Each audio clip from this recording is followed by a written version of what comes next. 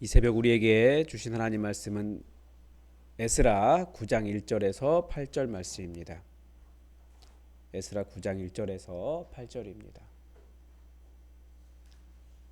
우리 하나님의 말씀을 다 함께 받들어 읽겠습니다. 이 일 후에 방백들이 내게 나와 이르되 이스라엘 백성과 제사장들과 레위 사람들이 이 땅 백성들에게서 떠나지 아니하고 가나안 사람들과 헷 사람들과 브리스 사람들과 여부수 사람들과 암몬 사람들과 모압 사람들과 애굽 사람들과 아모리 사람들의 가증한 일을 행하여 그들의 딸을 맞이하여 아내와 며느리로 삼아 거룩한 자손이 그 지방 사람들과 서로 섞이게 하는데 방백들과 고관들이 이 죄에 더욱 으뜸이 되었다 하는지라. 내가 이 일을 듣고 속옷과 겉옷을 찢고 머리털과 수염을 뜯으며 기가 막혀 앉으니 이에 이스라엘의 하나님의 말씀으로 말미암아 떠는 자가 사로잡혔던 이 사람들의 죄 때문에 다 내게로 모여오더라. 내가 저녁 제사 드릴 때까지 기가 막혀 앉았더니 저녁 제사를 드릴 때에 내가 근심 중에 일어나서 속옷과 겉옷을 찢은 채 무릎을 꿇고 나의 하나님 여호와를 향하여 손을 들고 말하기를 나의 하나님이여 내가 부끄럽고 낯이 뜨거워서 감히 나의 하나님을 향하여 얼굴을 들지 못하오니 이는 우리 죄악이 많아 정수리에 넘치고 우리 허물이 커서 하늘에 미침이니이다. 우리 조상들의 때로부터 오늘까지 우리의 죄가 심함에 우리의 죄악으로 말미암아 우리와 우리 왕들과 우리 제사장들을 여러 나라 왕들의 손에 넘기사 칼에 죽으며 사로잡히며 노략을 당하며 얼굴을 부끄럽게 하심이 오늘과 같으니이다. 이제 우리 하나님 여호와께서 우리에게 잠시 동안 은혜를 베푸사 얼마를 남겨두어 피하게 하신 우리를 그 거룩한 처소에 박힌 목과 같이 하시고 우리 하나님이 우리 눈을 밝히사 우리가 종로로 타는 중에서 조금 소생하게 하셨나이다. 아멘. 여기까지 읽겠습니다. 지금 귀환을 해서 성전의 어떤 거룩함, 성전의 건물이 아니라 그 성전 안에 어떻게 하나님의 뜻과 하나님의 거룩함을 만들어 가야 될까를 고민하며 이 귀환한 에스라의 이야기를 보고 있습니다. 먼저 에스라서 오늘 본문이 가르쳐주는 그 에스라에서의 안타까움을 느낄 수 있죠. 에스라의 안타까움을 느낄 수 있죠.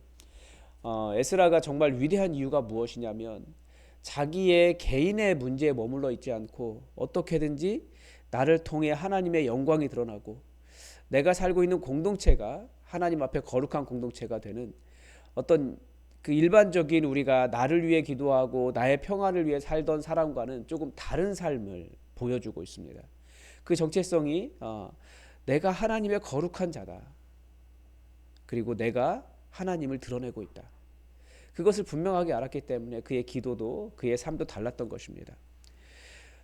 그래서 공동체를 보면 그렇습니다. 지금 이 공동체가 성전을 건축하고 난 다음, 성전을 재건하고 난 다음에 한 80년쯤 지났는데 시간이 지날수록 거룩해야 하는 민족인데 그 거룩해야 할 경계를 무너뜨리고 세상의 가치가 뒤섞이고 있는 그런 상황인 거예요. 이스라엘의 문제는 그것이 다른 민족과 결혼한 것, 그게 문제라는 거죠. 그러니까 정확히 말하면 다른 민족과 결혼한 것 때문이 아니라 거룩해야 할 하나님의 백성이 경계를 잃어버린 것이 문제인 거예요. 성경에 보면 이방인과 결혼하는 사람들도 있습니다. 다윗도 이방인과 결혼하여 다윗이 결혼한 게 아니고 다윗의 할머니죠. 다윗의 할머니의 어머니. 네. 그 이방 여인이잖아요. 모압 여인이잖아요. 하나님의 백성이 될 수 있어요. 물론 법에 의하면 안 되죠. 총에 들어올 수 없지만 하나님의 백성이 될 수 있습니다. 어떻게? 하나님의 백성이 되고자 하는 열망을 가진 그런 사람들 어떻게든지 하나님께서 용납해 주시는 것을 볼 수 있습니다. 그런데 반대로 하나님을 떠나서 그 경계 없이 자기가 하나님을 떠나서 다른 민족과 거룩해야 할 경계를 무너뜨리고 세상의 가치에 따라가면서 뒤섞여서 정말 하나님의 백성으로서의 자존심을 잃어버리고 하나님의 백성으로서의 영광을 놓아버리고 다른 것을 따라가는 그것이 그 혼합이 문제라는 거예요. 하나님이 부르신 거룩한 백성이 이 세상의 풍조를 따를 때 그 정체성이 깨어진다라는 것입니다. 그래서 오늘날 우리도 세상의 문화 속에 살고 있습니다. 우리가 세상을 떠나서 살 수는 없어요. 세상의 문화는 우리 삶의 일부이긴 합니다. 그러나 그 안에서도 어떻게 믿는 자로서의 정체성, 우리가 거룩한 자다, 우리가 하나님의 거룩한 자다, 내가 하나님을 드러내는 영광의 통로다라고 하는 그 정체성을 유지하면서 이 땅을 살아갈까를 고민하고 그런 영적인 자존심을 지켜가지 않는다면 성도의 삶이 무슨 의미가 있겠습니까? 그런 삶은 하나님께 영광이 될 수 없는 거예요. 결혼할 때도 마찬가지입니다. 믿지 않는 여인과 여자와 남자 같은 경우에 결혼해도 되냐 안 되냐, 뭐 그런 문제가 아니에요. 내가 결혼해서 신앙이 흔들리고 혼합이 된다면, 그래서 하나님을 떠나게 된다면 그건 큰 문제가 있는 거죠. 얼마든지 할 수 있어요. 할 수 있으나 하나님의 영광을 위해 어떤 일이 좋은 일인가, 우리는 그것을 생각해야 됩니다. 왜냐하면 내가 거룩한 자이기 때문에. 이스라엘이 계속해서 이런 자기들의 이 문제를 반복합니다. 무엇 때문이겠습니까? 내가 하나님을 드러내는 하나님의 영광의 도구다라는 것을 잊어버리고 그냥 내 삶을 평안하게 살려고 하는 거예요. 내 삶을 유지하려고 할 때 우리는 결국은 세상 풍조를 따라가게 돼요. 그래서 인간의 습성상 복음으로 시작해도 율법으로 마치는 것이 인간입니다. 갈라디아 교회가 그렇지 않습니까? 사도 바울이 그렇게 너희가 복음으로 시작했다가 은혜로 시작했다가 왜 인생을 율법으로 마치려고 하느냐, 왜 그게 더 소중한 것이 되었느냐 책망하지 않습니까? 복음은 하나님과 인격적인 교제를 나눠야 합니다.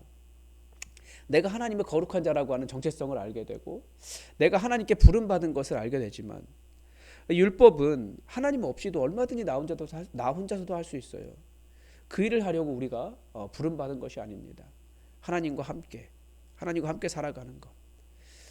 그걸 생각한다면 하나님 앞에 설 수 있는 자가 누가 있겠습니까? 아무도 없어요. 오직 은혜로 서는 거죠. 그래서 우리가 이 복음과 율법이 섞이는 문제에 있어서도 우리가 명확히 구분해야 됩니다. 우리는 복음으로 서 있었고 복음 때문에 살고 있고 복음 때문에 용납받은 사람들이라는 것을 기억하면서 이 복음에 대한 혼란이 없어야겠습니다. 이 한국 교회에 있는 문제가 요즘 이것이라는 생각이 들거든요. 우리가 무엇의 혼란을 느끼고 있는가? 율법과 복음이 무엇인지 분별을 못해요. 율법을 따라 사는 삶과 복음을 따라 사는 삶이 완전히 다른데 모양은 똑같을 수 있어요. 그 마음의 내면의 동기가 완전히 다른데 자꾸 율법으로 넘어가는 것이 이 시대입니다. 정말 우리가 분별할 줄 알아야 될 것입니다. 섞이지 않고. 그리고 에스라가 또 이 죄의 소식을 들었을 때 에스라가 절대 형식적으로 반응하지 않습니다. 에스라 안에는 아주 깊은 슬픔과 회개를 향한 몸부림이 있었습니다. 어제 수요 기도하면서 각별한 기도에 대한 말씀을 드렸는데, 사람의 기도가 갑자기 그 하나님을 향해서 완전히 달라지는 경우가 그 첫 번째가 무엇이냐? 죄에 대한 안타까움과 깊은 그 애통함입니다. 그러니까 죄를 보았을 때, 죄의 문제를 접했을 때, 내 안에 죄가 있는 것을 볼 때, 그 단순히 내가 또 잘못했네 수준이 아니라 정말 아파하고 그렇게 되지 않게 하기 위해서 애쓰고 몸부림치는 거죠. 예배에 나와서도 하나님 너무나 죄송합니다, 하나님 앞에 서게 되고, 그리고 하나님의 회복을 바라는 것이 진짜 깊은 또 다른 차원이 다른 기도의 시작입니다. 그러니까 진정한 믿음을 가진 사람들은 죄를 절대 논리적으로 판단하지 않습니다. 마음으로 아파하고 하나님 앞에 엎드린다라는 거죠. 에스라가 바로 그 마음이 있었어요. 어떻게 우리는 이런 기도와 애통함을 가질 수 있겠습니까? 예수님이 가르쳐 주고 계세요. 예수님이 우리가 계속 새벽마다 주기도문을 외우는 이유는 새벽 기도가 끝났다라고 하는 표시가 아니라 그 안에 우리가 해야 될 삶의 목표가 들어있기 때문에 그렇습니다. 하나님의 이름이 나를 통해서 거룩해지고 하나님의 나라와 하나님의 뜻을 구하는 일이 우리의 일이기 때문에 그렇습니다. 어떻게 나를 통해 하나님의 이름이 드러날까? 어떻게 나를 통해 하나님의 거룩하심이 세상에 선포될 수 있을까? 나는 어떻게 하나님 나라를 이룰 수 있을까?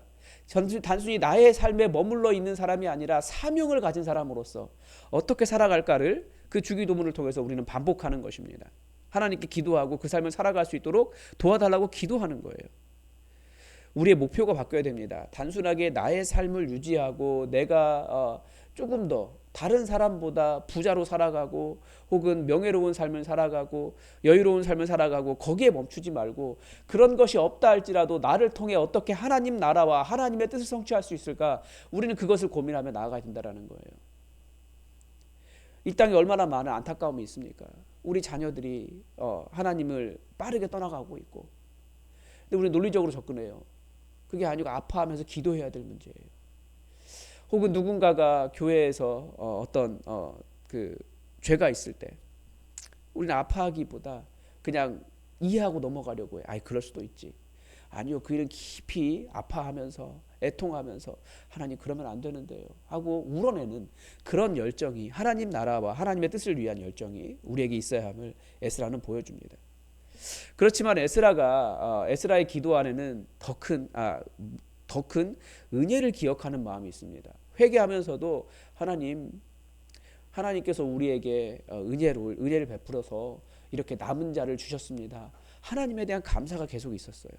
그래서 회개는 죄책감이 아니라 감사함으로 채우는 거거든요. 단순한 죄책감이 아니라 은혜를 다시 붙드는 행위예요. 하나님 회복을 바라보는 것이고, 그래서 누군가를 정죄하고 너 왜 그렇게 못하냐라고 말하는 율법적 사고로 들어가는 것이 아니라 어떻게 회복시킬 수 있을까를 고민하면서 깊이 사랑하는 마음이 진정한 회개라는 거죠. 그리고 우리는 그런 하나님께서 우리에게 주신 은혜를 기억할 때 다시 일어설 수 있습니다. 하나님은 절대 우리를 망하게 하시려는 것이 아닙니다. 어떻게든지 좋은 거 주시려고 하시고 어떻게든지 우리를 통해 영광 받기를 바라시는 분이 하나님이십니다. 우리가 강해서가 아니라 우리가 약하기 때문에 그렇습니다. 약한 자를 들어서 내가 하나님 때문에 강하게 되었습니다 라고 고백하게 하는 그 영광스러운 일을 위해서 우리를 부르셨습니다. 우리의 삶이 잠깐 연약해질 수 있지만 회복하시는 하나님, 우리의 기도를 듣고 우리를 붙잡아 주시는 하나님, 에스라가 고백한 대로 하나님을 찾는 자를 만나주시고 그들에게 강력한 하나님의 손을 허락하시는 그분, 우리가 그분을 바라보면서 하나님의 마음을 이해하는 회개의 기도가 되었으면 좋겠습니다. 그리고 무엇보다도 이 백성들의 죄가 더 큰 문제는 지도자들이 그 범죄를 했다는 사실에 있습니다. 신앙은 많은 것을 가지고 있을수록, 책임자일수록 더 큰 거룩함을 요구받습니다. 목회자도 마찬가지고 교회 공동체를 이끌어가는 장로님도 마찬가지고 신앙의 공동체의 책임자들이 훨씬 더 큰 거룩함을 요구받습니다. 그러니까 오늘날 교회나 공동체 안에서도 리더가 먼저 하나님 앞에 바로 서야 합니다. 그게 무엇이겠습니까? 섬김이라는 거예요. 예수님은 가장 위대하신 하나님이시지만 그 보좌를 버리시고 이 땅에 내려오셔서 가장 낮은 자로 섬기셨습니다.